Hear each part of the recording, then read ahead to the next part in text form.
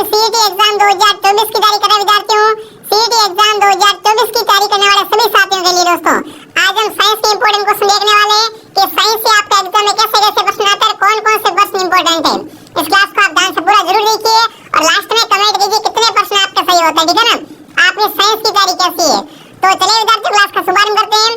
Class का पहला प्रश्न आपके सामने है, वोल्ट किसका मात्रक है विद्यार्थियों, धारा का, विभवांतर का, आवेश का या कार्य का। तो देखो वोल्ट दोस्तों से क्या होता है आपका विभवांतर का बिल्कुल मात्रक होता है वोल्ट। ऑप्शन बी आपका सही है। कौन सा ऑप्शन आपका राइट है विद्यार्थियों, बी ऑप्शन। आप में से बी कमेंट करा, वेरी गुड। देखो साथ में कमेंट और काउंट करना, ठीक है। अगला बताओ प्राकृतिक चुंबक का उदाहरण है विद्यार्थियों, लोहा, स्टील, चुंबक पत्थर या दोस्तों ये सभी। इनमें से कौन सा दोस्तों क्या है प्राकृतिक चुंबक का उदाहरण है विद्यार्थियों। तो बिल्कुल वो आपका होगा चुंबक पत्थर। क्या रहेगा, चुंबक पत्थर क्या है दोस्तों आपका प्राकृतिक चुंबक का उदाहरण है। सी जो भी कमेंट करा है सी ऑप्शन आपका राइट है दोस्तों। यहाँ पर आपको राजस्थान जीके, भारत का भूगोल सारी क्लास डाली गई, कंप्यूटर वगैरह सब। तो आप क्या करें सब्सक्राइब कीजिए और यहाँ पर आपको सारी क्लास मिलेगी सीईटी की, ठीक है। अगला सवाल आपके सामने आ चुका है दोस्तों, निम्नलिखित में से उष्मा के कुछ कारकों का समूह सुनिए। दोस्तों उष्मा के पूछा है कि इनमें से कौन कौन से होंगे इसके उष्मा के कुछ कारक होते हैं, ठीक है।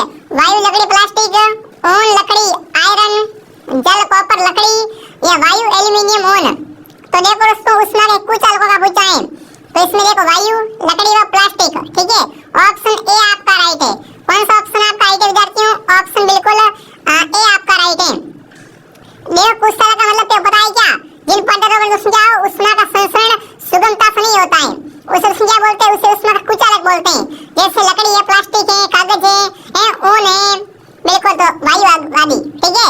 ऑप्शन ए आपका राइट है। अगला बताओ दोस्तों घड़ी के स्प्रिंग में भंडारित ऊर्जा है। दोस्तों घड़ी की स्प्रिंग में भंडारित ऊर्जा कौन सी होती है, गतिज ऊर्जा, स्थितिज ऊर्जा, उसमें ऊर्जा या दोस्तों रासायनिक ऊर्जा। बताओ भाई घड़ी की स्प्रिंग में दोस्तों भंडारित ऊर्जा कौन सी होती है, तो वो बिल्कुल कौन सी होती है आपकी स्थितिज ऊर्जा, ठीक है विद्यार्थियों। घड़ी की स्प्रिंग में दोस्तों भंडारित ऊर्जा क्या कहलाती है, उसे दोस्तों स्थितिज ऊर्जा कहते हैं। बी ऑप्शन आपका सही है। अगला सवाल आपके सामने आ चुका विद्यार्थियों, एक हॉर्स पावर किसके बराबर होता है। बताओ भाई उसमें एक हॉर्स पावर होता है। अगला बताओ दोस्तों एक हॉर्स पावर किसके बराबर होता है।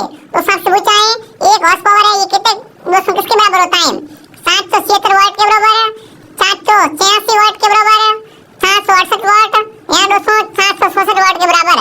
तो देखो दोस्तों एक हॉर्स पावर होता है ना, ये दोस्तों आपके 746 वाट के बराबर होता है, ठीक है। ऑप्शन ए आपका राइट रहेगा। जो भी ऑप्शन ए कमेंट करा शानदार दोस्तों। दोस्तों अभी तक आपने इस वीडियो को लाइक नहीं किया, वीडियो को लाइक करें, सब्सक्राइब चैनल को, ठीक है। अगला सवाल आपके सामने आ चुका विद्यार्थियों, निम्न में से शाकाहारी जंतु है, इनमें से कौन सा जंतु शाकाहारी है, चीता, हिरण, शेर या कुत्ता। इनमें से शाकाहारी जंतु कौन सा है, वो आपका बिल्कुल हिरण क्या होता है, शाकाहारी होता है। हिरण क्या होता है, शाकाहारी होता है, ठीक है। बी ऑप्शन आपका सही है।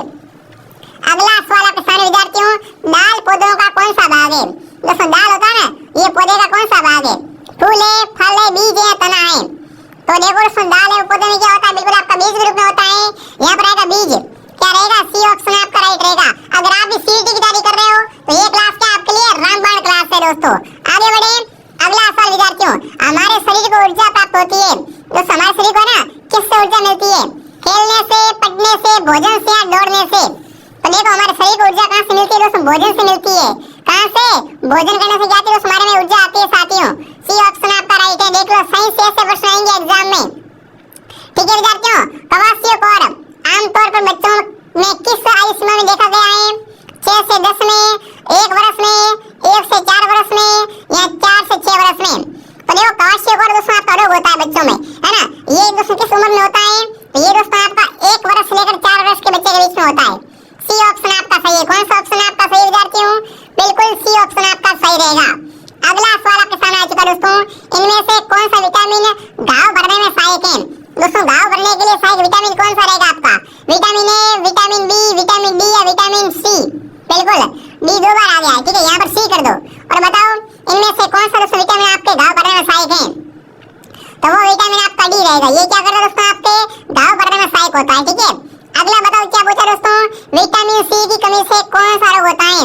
देखो ए से रतौंधी, बी से बेरी, सी से स्कारवी और डी से बताओ बिल्कुल डी से कौन सा होता है, रिकेट्स होता है। तो बताओ भाई विटामिन सी से कौन सा रोग होता है। विटामिन सी की कमी से दोस्तों कौन सा रोग होता है? स्कर्वी होता है ना। विटामिन सी की कमी से कौन सा रोग होता है आपका? ये होता है स्कर्वी। ऑप्शन बी आपका राइट है। ठीक है, बी जो भी कमेंट करा शानदार। अगला बताओ सर्वदातारक समूह कौन सा है? दोस्तों इनमें से बताना है सर्वदातारक समूह कौन सा होता है? ए बी, ओ या बी? तो देखो सर्वदातारक समूह का पूछे तो वो आपका ओ क्या होता है दोस्तों? आपका सर्वदाता होता है। ठीक है, सी ऑप्शन आपका राइट है दोस्तों। अगला बताओ क्या पूछा आपसे दोस्तों? बिल्कुल अगला सवाल दोस्तों पूछा है ड्यूरेमेटाइड या दोस्तों आपका आर्थराइटिस एक रोग है। ये कैसा रोग है दोस्तों? आपका जीवाणु जनित है, कवकीय है, सब प्रसरित है या दोस्तों अतिसंवेदी है। तो देखो ये रोग दोस्तों है ना, ये कैसा रोग है आपका? जीवाणु जनित है। कैसा दोस्तों? आपका एक जीवाणु रोग है विद्यार्थियों आपका। ऑप्शन ए जो भी कमेंट करा शानदार। अगला बताओ दोस्तों रुधिर में किस हार्मोन की कमी से गलगंड रोग होता है? दोस्तों जो गलगंड रोग होता है ना, ये दोस्तों रुधिर में किस हार्मोन की कमी से होता है? ठीक है, थायरॉक्सिन से, इंसुलिन से, प्यूटरिन से या दोस्तों आपके एस्ट्रोजन से? फटाफट कमेंट कीजिए विद्यार्थियों। तो ये रोग दोस्तों होता किससे होता है? वो आपका थायरॉक्सिन से होता है। ठीक है, ऑप्शन ए आपका राइट है। अगर रुधिर में हार्मोन कौन सा? थायरॉक्सिन की कमी होती तो क्या होता है दोस्तों? बिल्कुल गलगंड रोग होता है विद्यार्थियों। ठीक है, अगला सवाल आपके सामने दोस्तों, निम्न में से कौन दोस्तों है ना मेलानोमा यानी त्वचा कैंसर का कारण है? दोस्तों त्वचा कैंसर किससे होता है? अम्लीय वर्षा से, ओजोन अवशोषण से या दोस्तों एलर्जी से या दोस्तों इनमें से कोई नहीं? तो देखो दोस्तों आपका त्वचा कैंसर किससे होता है? वो होता है ओजोन बिल्कुल अवशोषण से। जो भी ऑप्शन बिल्कुल बी राइट करा, बी सही है। ठीक है, अगला सवाल रानीखेत रोग का संबंध है। रानीखेत रोग किसमें होता है दोस्तों? आपका मछली में होता है, मुर्गी में होता है, मुर्गियों में, मधुमक्खी में, सूअर में? बताओ भाई रानीखेत रोग का संबंध किससे होता है दोस्तों? तो देखो रानीखेत रोग किसमें होता है? मुर्गी में होता है। रानीखेत रोग किसमें होता है दोस्तों? आपका मुर्गी में होता है। जो भी ऑप्शन सी राइट करा शानदार। अगला सवाल आपके सामने आ चुका विद्यार्थियों, कोरोना वायरस में कौन सा अंग सर्वाधिक प्रभावित होता है? देखो जिससे कोरोना वायरस होता है ना, उसमें दोस्तों कहां पर दिक्कत आती है? उसके फेफड़ों में दिक्कत आती है विद्यार्थियों, है ना। कोरोना वायरस से दोस्तों सर्वाधिक आपका प्रभावित अंग कौन सा होता है? वो आपके फेफड़े सर्वाधिक ये क्या होते हैं? प्रभावित होते हैं। ऑप्शन ए आपका सही है। ठीक है, बिल्कुल जो भी ऑप्शन ए कमेंट करा शानदार। दोस्तों इस क्लास को आप ध्यान से पूरा देखिए और लास्ट में कमेंट कीजिए आपकी साइंस की तैयारी कैसी है। ठीक है ना, यहाँ पर आपको संपूर्ण दोस्तों सीईटी एग्जाम 2024 की तैयारी करवाई जा रही है।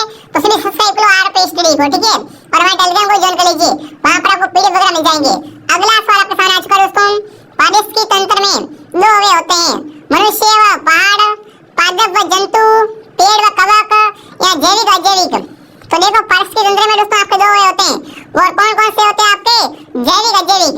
जो भी ऑप्शन डी कमेंट करा सही है आपका। अगला बताओ दोस्तों शब्द पारिस्थितिकी तंत्र को सर्वप्रथम किसने दिया था विद्यार्थियों? शब्द आपका पारिस्थितिकी तंत्र, इसको सर्वप्रथम किसने दिया था विद्यार्थियों? फटाफट कमेंट करें विद्यार्थियों। एजी टेस्ले ने, ओडम ने, आर मिश्रा ने या दोस्तों क्लेमेंट ने? तो बिल्कुल दोस्तों ये दिया था एजी टेस्ले ने। ऑप्शन ए आपका राइट है साथियों। कौन सा ऑप्शन आपका राइट है? A option. अगला बताओ दोस्तों निम्न में से किसे वर्गी का पितामह कहा जाता है? एलेंगर को, अरस्तु को, कॉर्सलिनियस को या दोस्तों बोरोफ्रेस्ट को? तो देखो आपका दोस्तों वर्गी का पितामह कौन है? वो आपका कॉर्सलिनियस है। क्या रहेगा? लीनियस ऑप्शन आपका राइट है। जो भी ऑप्शन सी कमेंट करा शानदार दोस्तों। आगे बढ़े, अगला बताओ क्या पूछा आपसे?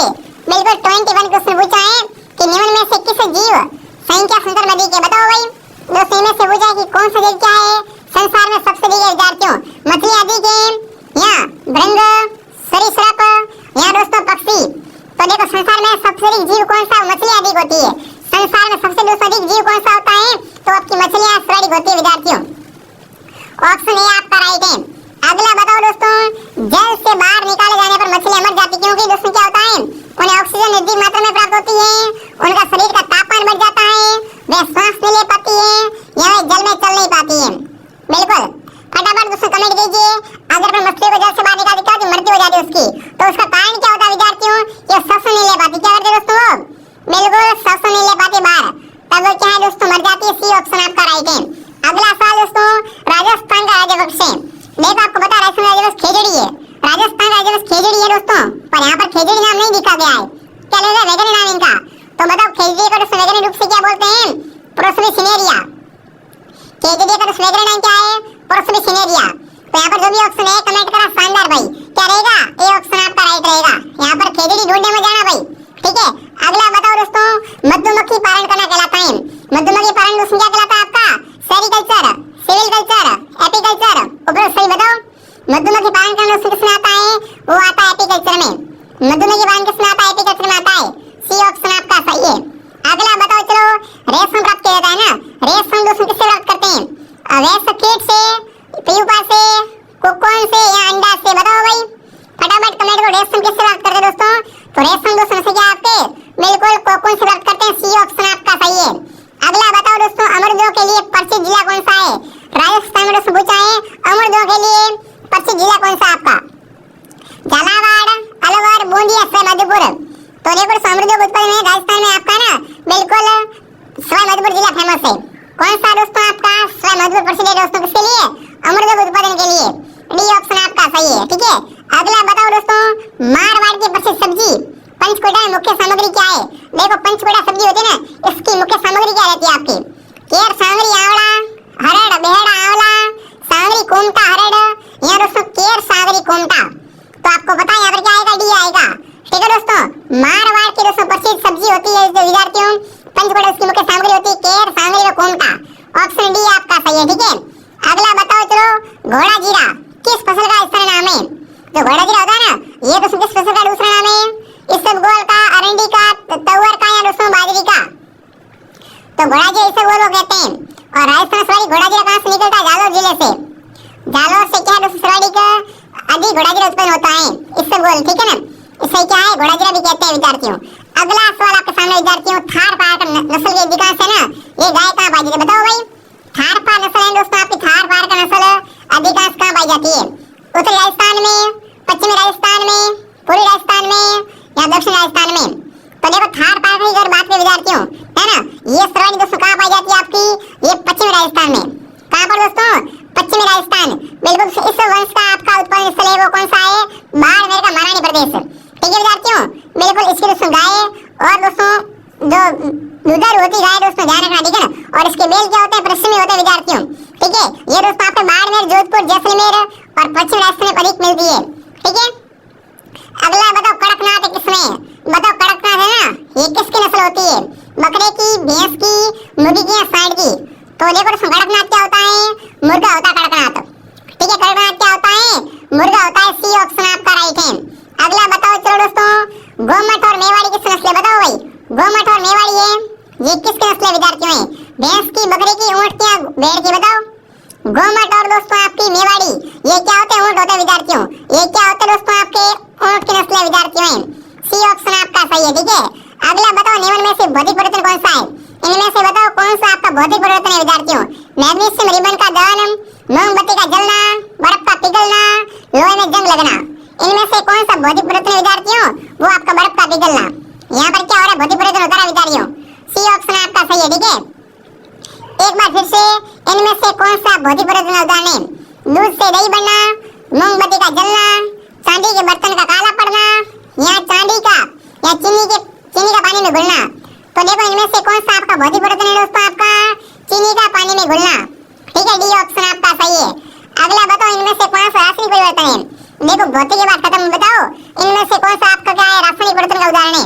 ठीक है विद्यार्थियों, बल्ब का प्रकाशित होना या दोस्तों चूल्हे के पानी का दूधिया होना, पानी का वाष्प में बदलना या घी का पिघलना?